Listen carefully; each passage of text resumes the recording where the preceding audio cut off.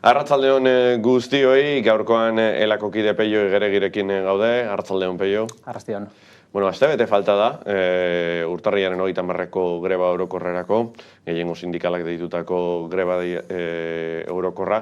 Momentu honetan, nola dago termometroa, ehunka enpresa batzorden babesa jaso duela jakin dugu. Nola ikuste duzue, astebeteren faltan? Giroa berotzen eta gero eta ilusio gehiagorekin ikusten dugu eguna. Asanbladak egiteari gaur bertan esan diate atzo egin zen asanblada 80 pertsonatik gora, eta asanblada horietan oso argi ikusten da grebarako arrazoiak 1000 daudela eta jendea batzen ari da. Gipuzko aldean bereziki bozketak egiteko ohitura dagoela, egin diren bozketa guztietan aldeko botoa bakarrik jasotzen ari gara eta zentzu horretan oso pozik gaude. Bi nolabaiteko errealitate ikusten ari gara ere azkeneko egunetan, aipatutakoa, enpresa batzordena, bilerena, nolabait ez, termometroa berotzen doala eta deialdia edatzen ari dela, eta bestetik Jaurlaritzak azaldutako jarrera irmoa, baina kasuntan grebaren kontra. Bai, guk argi daukagu grebarako arrazoi daudela. Eusko Jaurlaritzak berak orain gutxi aterako txosten batean azaltzen da pobrezia handitzen ari dela, eta ez bakarrik krisi urtetan, baita ere hazkunde urtetan pobrezia hazten ari dela, eta horrek oso argi erakusten du hazkundea noren mesedetan gertatzen egiten. Hazkundea bereziki jadanik aberatsak ziren alde ematen ari da, eta pobrea gero eta pobreago dira. Eta zentzu horretan errebeldia ariketa bada greba orokorra, eta argi daukagu Eusko Jaurlaritza botere sistemikoen parte dela, eta hoien alde azalduko dela. Aurreko astean Urkullu lehendakariak oso argi erakutsi zuen norekin hitz egiteko asmo duen eta norekin ez. Gehiengo sindikalari ukatu egin zion hitz egiteko aukera, baina aste horretan bertan UGT antolatutako jardunaldi batean egon zen enpresari handiekin.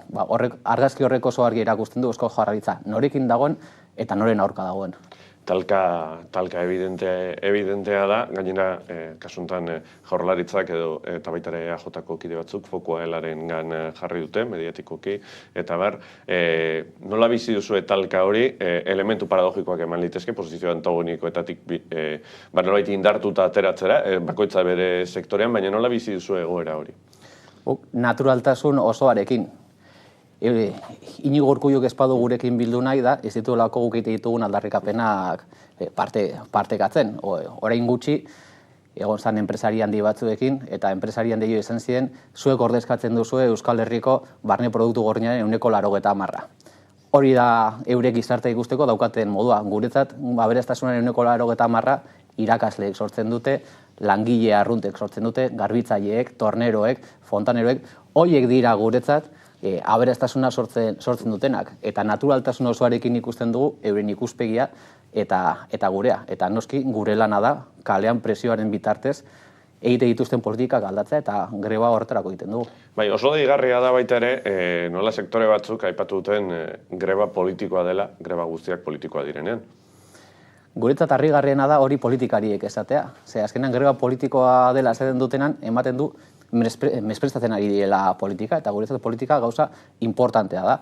Ez duguna konpartitzen da politikarien monopolioa dela. Politika gizarteak ere egin behar du.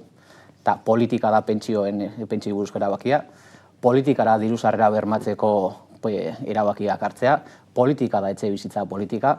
Hori guztia erabaki politikoa dira, eta guk horretan jardu nahi dugu besteak beste langileen eguneroko bizi baldintzatan eragin zuzena duelako. Eta noski dela greba politiko bat, hori aldatu nahi dugulako. Eta iruditzen zaigu izugarrizko autoritarismoa dagoela politikarien aldetik, esaten dutenean greba politikoak ezin direla egin. Politika euren monopolia izango balitz bezala. Zentzu horretan, Pablo Iglesiasek vicepresidente kargua hartu baino lehen, Espainiar estatuan, bai Twitter bidez, bai edabietan mezu bat zabaldu zuen, gizarte mugimenduei, ere sindikalari, Espainiar estatuan esanez, kalean jarraitzeko, eta nolabaiteko kontrapeso lanak egiteko. Aste honetan bertan, Teresa Rodríguezen hitzak entzu ditugu, Andaluziatik. Nola interpretatzen duzu batetik Elkarrekin Podemosen jarrera, eta bestetik eremu ez abertzaleko sindikatuen jarrera? Esaten dutenez, Roosevelt, Estatu Batuetako presidentea, bilera bat egin zuen etxe zurian, eta sindikalista joan ziren beraren gana, eta zenten, osasungintza publikoa nahi dugu, hezkuntza publikoa nahi dugu, aberastasuna banatzea nahi dugu, eta horretako zergak igotzea nahi dugu aberatsenei. Eta Rooseveltek izan omen ziren, ados nago, atera kalera eta borrokatu horrelde. Guk hori konpartitzen dugu, eta iruditzen zaigu, eskerrak, sindikatuekin eta eragile sozialekin dialektika hori sortu beharko lukeela. Horrela bakarrik egin izango dilako eskerreko politikak. Beste batzuek izugarri pesnatuko dute. Aste honetan bertan Zubiaurre entzun izan dugu, Confebaskeko presidentea, esanez lan erreforma ezin dela aldatu. Dagoenean horretan utzi barrala. Presio hori egongo da. Eta eskerreko politikak nahi dituztenek, gu behar gaituzte kalean beste politika batzu egin ahal izateko, beste politika batzu baldintzatu ahal izateko. Eta zentzuretan oso digarria egiten zaigu Elkarrekin Podemosek hemen esatea greba politikoa dala eta politikak baldintzatzeko egiten dugula, hori ere zeo zer txarra balitz bezala. Guk ez dugu inola ere konpartitzen eta eskatuko genioke bestelako dialektika bat eta alderdi sistemikoen logikan ez sartzea. Kalera ateratzea aipatu duzu, eta azkeneko urteetan kaleak bete dituztenak pentsiodunak dira, eta eurak izan dira ere neurri baten greba honen akuilu nagusienetako batzuk. Bai, orain hilabete batzu pentsionisten mugimendua sindikatu ongana hurbildu zen, sindikatu guzti ongana hurbildu zen, eta eskatu zigun gure ekarpena egitea, euren mobilizazioan salto kualitatibo bat eman zedin. Eta guk baiezkoa erantzun genion, beste batzuek ezezkoa eman zuten bezala, legitimitate guztiarekin. Eta ikusi genuen ere, pentsioen mobilizazioak ez zela bakarrik pentsionisten kontu bat. Baita ere, langileen kontua bazala. Eta pentsioen baldintzak beste gauza batzuen artean, lan baldintzekin erabaldotua dagoela. Eta horregatik ere, adostu genituen pentsionisten mugimenduarekin aldarrikapen taulan azaltzen diren aldarrikapen guztiak. Eta guk ekarpen hori nahi dugu urtarrilaren 30ean. Iruditzen zaigu urtarrilaren 30 egun polita izango dela, ez bakarrik lan baldintzak mahai gainean jartzeko, ez bakarrik pentsioen mobilizazioak eta pentsionisten aldarrikapenak mahai gainean jartzeko, baita ere mugimendu ezberdinen konfluentzia bat eman dadin. Eta gutun sozialaren bitartez egiten ari garen konfluentzia lan hori, egun horretan pentsionisten mugimenduarekin ere konpartitzea oso polita izangoa. Arrisku bat egon liteke, pentsiodunen mugimenduaren baitan igaduraren bat sortzea, arrisku hori kontemplatzen duzue, azken egunetan entzundakoaren ostean? Guri gustatuko litzaiguke pentsionisten mugimenduan egondan bantasuna mantentzea, baina hori ez da gure esku dagoen zerbait. Pentsionisten mugimenduak eskaera bat egin digu, eta guk eskaera horri baiezko erantzuna eman diogu. Hortik aurrera, pentsionisten mugimenduan barruan dagoen aniztasuna zelan kudeatu behar den, pentsionisten kontua izango da. Eta espero dezagun, urtarrilaren 31an, aurreko egunean egindako mobilizazio handien ondorioz indartsuago atera izatea. Sarri aipatzen da, bizitzak erdigunera ekartzearen beharra, mugimendu feministak aldarrikatzen duen moduan. Ari gara pentsiodunen inguruan, bizitzaren azkeneko fasean edo erretiroan ez, baldintza duinetan bizitzeko eskubideaz gain, ondorengoentzat ere eskubideak aldarrikatze dituzte, eta lehen aipatu duzu, grebarako arrazoi ugari daudela, eta besteak beste, ere bateko konfluentzia sortzen du, bizi proiektuak aurrera eramateko ezintasunarekin. Hau da, lan eta soldata duineik gabe, nekez etxe bizitza bat gainera dauden prezioekin eskuratuko duzu, jaiotze tasaren eta demografi krisi nabarmena duen herrian bizi gara, gazte askok kanporako bidea hartze dute, eta azken baten bizi proiektuak garatzeko ezintasun nabariaren aurrean topatzen gara sistemak berak ezartze dituen neurri edo lege horien baitan. Bai, hemen bizitzaren eta kapitalaren arteko talka badago. Eta talka hori bizitzako espazio guztietan ematen da. Jaiotzetik eriotzera. Eta jaiotzetik osasungintza publikoan ematen den zerbitzua ezbaian dagoelako, momentu honetan, privatizazio prozesu batean dagoelako. Hezkuntzara biderautako finantziazioa gero eta gutxiago delako, eta horrek eragin zuzena duelako hezkuntzaren kalitatean. Lanean hasten garenean, prekaritatea edatzen ari dalako, eta gainera prekarietate horrek bereziki emakume aurpegia duelako, eta heriotzera bidean pentsio duinak ez izatearren, eta baita ere zaintza espazio duinak ez izatearren, hortarako inbertsio nahikorik egiten ez delako.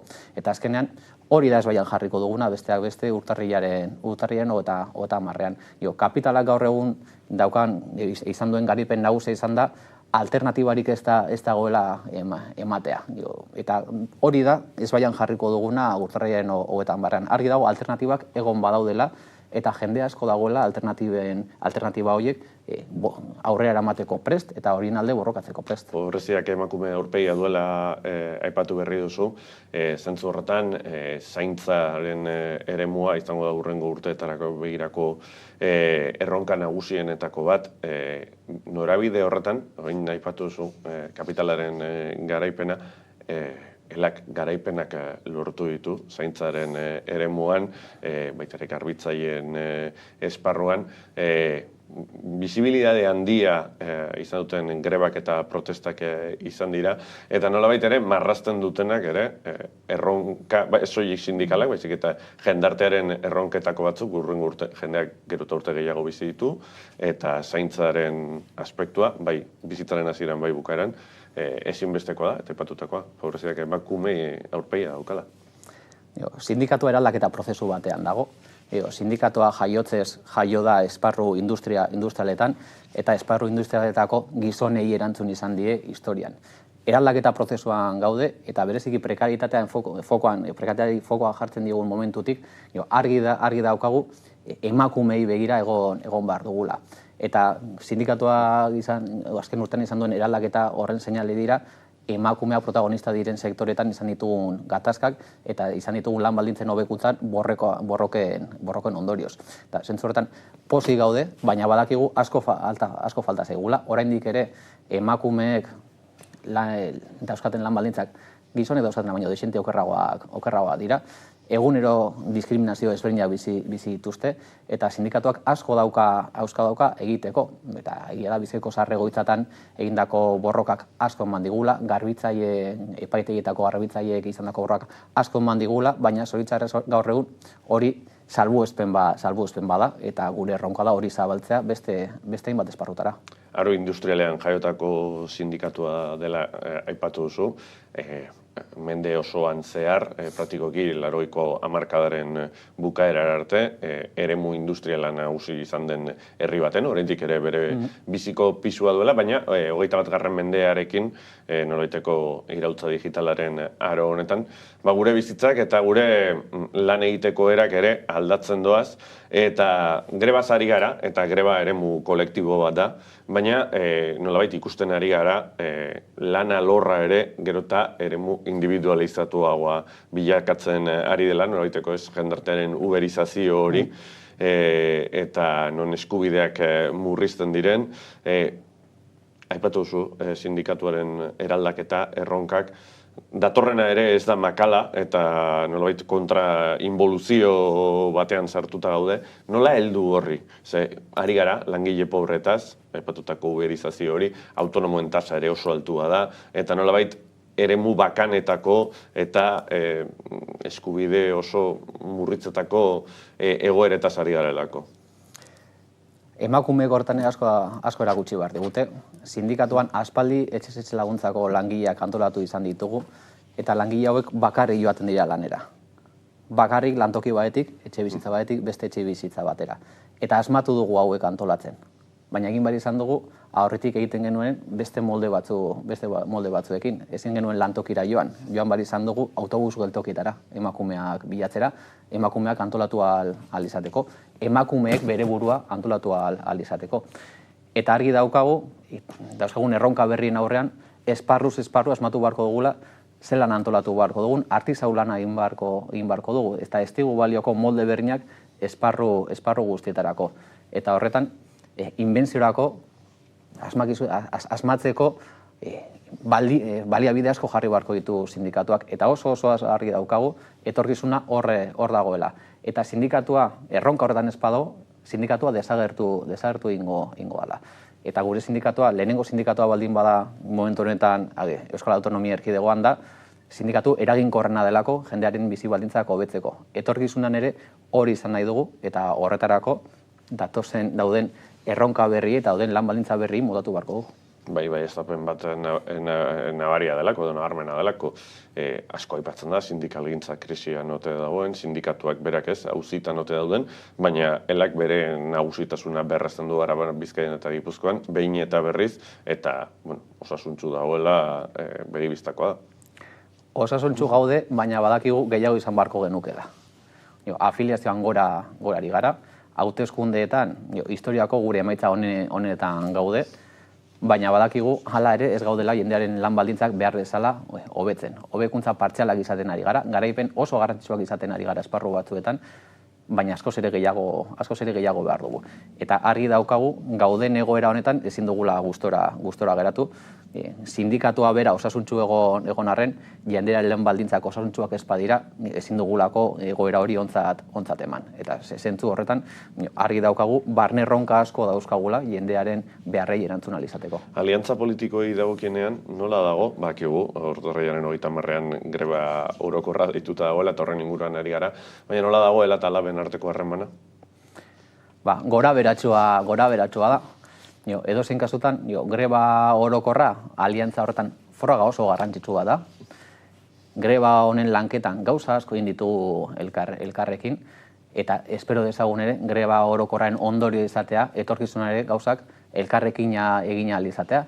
Horretarako diagnostikoa konparritu egin beharko ditugu, eta borroka moldeak konparritu egin beharko ditugu. Edozein kasutan, argi daukagu bi sindikatuak guk uste, ezinbestekoa dela aliantza hori, eta aliantza horrekin potentzialidade izugarria daukagula lan baldintzak hobetu ahal izateko, eta zentzu horretan energia guztia jarri beharko ditugula aliantza horretan. Berriki, zu eserita zauden leku berean, Arnaldo Otegi egon zen, berak epetzen zuen EAJak iraultza konservadorea burutu duela Euskal Herrian, bereziki Bizkaitik abiatuta, eta ezinbestekoa dela horren aurrean fronte progresista eta abertzale bat edo independentista bat eraberritzea. Nola interpretatze ditu edo nola dekodifikatze ditu elak horrelako adierazpenak jakitun evidenteki mezuaren hartzaileen artean dagoela nabarmenkin. Nola interpretatze ditu horrelako deiak? Gure ustez Ezker Subiranaistak bi erronka handi dauzka.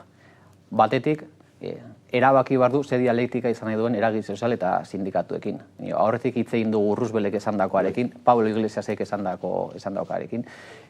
Ikusi beharko dugu Ezker Subiranistak ere dialektika hori onartzen duen edo ez duen onartu nahi. Hori guretzat elementu importante bada, kritika dialektika hori onartzen baldin badu, ezkerreko politikak egitea posible izango da, eta ezkerreko politika horiekin jendartea antolatzea ere posible izango da. Eta bigarrenik ikusi beharko dugu ere ze dialektika izan nahi duen botearekin. Guretzat arduratzekoa da Nafarroan aurrekontuak adostu izana, aurrekontu horiek aurreko gobernuek onartutakoen oso antzekoa direnean. Navarra Suma kontrakoa esan arren, Navarra Sumarentzat onargarriak diren aurrekontuak izan da. Guretzat hori arduratzekoa da. Eta guretzat batera ezina da ezkerreko fronte bat sortzea eskumako politikak eginda. Zentzu horretan, guk nahi ditugu aliantzak, baina aliantza horien joko arauak erabaki beharko dira, eta aliantza horiek ezkerreko politikak egiteko erabili beharko dira. Joko arauak eta jokalekuari dagokionean agerikoa dirudi ezkerreko politikak edo bestelako errealitateak sortzeko etorkizuneko eta gaurdainoko kokaleku edo jokaleku nagusiena eremu urbanoa dela Euskal Herrian, hor badago ere erronka handi bat ezkerreko alternatibak sortzeko. Hauteskunde politikoak... Baina hauteskunde politikoen analiza egiten denean Otxarkoaga eta Indautxuko parte hartze politikoa. Otxarkoagan abstentzio maila asko altuagoa da Indautxun baino. Eta gu uste dugu horri buruzko irakasgai bat izan behar dugula danok, baita ere sindikatuak. Horrek erakusten du Otxarkoagan jendeak bere bizi baldintzak hobetzeko ez duela alternatibarik ikusten. Edo ez du alternatiba gauzagarririk ikusten. eta horrek interpelatu beharko gintuzke. Horrek eraman barraitu ikustera, hor masa kritiko bat egon badagoela eraldaketarako. Eta iruditzen zego ere oso arriskutsua dela espazio horiek ezkerritik ez betetzea. Ezkerrak betetzen ez baditu, beste batzuek bete ditzakete. Eta Europara begiratzea besterik ez dago ikusteko eskuin muturrak izan duen hazkundea, eta eskuin muturraren hazkundearen parte importante bat langile klasearen barnean izan da. Eta guk horrekin oso kezkatuta egon behar dugu, eta erakutsi behar dugu, erakundeak gaudela, jendeak dauzkan beharrei erantzuteko prest daudenak, eta jendearen bizi baldintzak hobetzeko egunerokoan politikak mahai gainean jartzen dituztenak. Hausnarketa horrekin geratzen gara, Peio Igiregi, eskerrik asko, mila esker Hamaika Telebistan egoteagatik. Eskerrik asko zuei. Eta horatu, hamaika.eusen eta Hamaika Telebistaren Facebook, Twitter, Instagram eta YouTubeko profiletan informazio guztia topatuko duzuela. Gure partetik besterik ez, eta gabon pasa.